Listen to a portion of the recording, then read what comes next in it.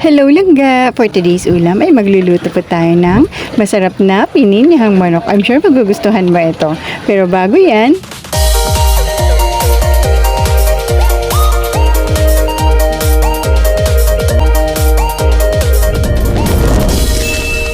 first ay imamarinate lang muna natin itong ating chicken sa pineapple juice. Then, takpan lang at set aside muna natin.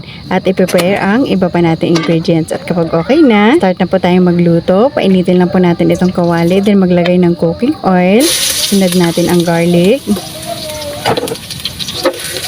Haluin lang po natin. Then, sunod natin ang onion. Next ay ang ating marinated chicken.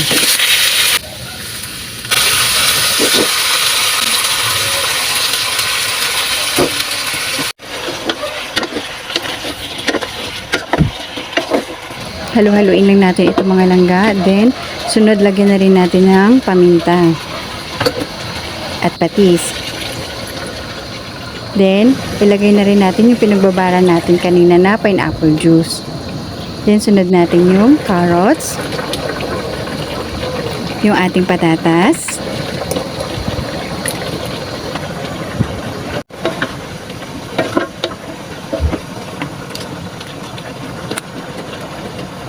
then, takpan lang po muna natin ito sandali para maluto lang po ang ating gulay. At kapag ito okay na, lagay na rin po natin itong ating pineapple chunks. Sunod yung ating chicken broth cubes at evaporated milk. Tikman din po natin mga langga ha. Tingnan natin kung ano yung kulang. Then, nakulangan ako sa paminta kaya dinagdagan ko po. Then, last ay ilalagay na rin po natin itong ating bell pepper.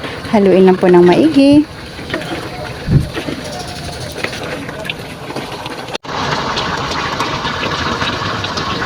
And it's done! Luto na ang ating pininyahang manok. O diba, ganun lang kabilis at kasimple?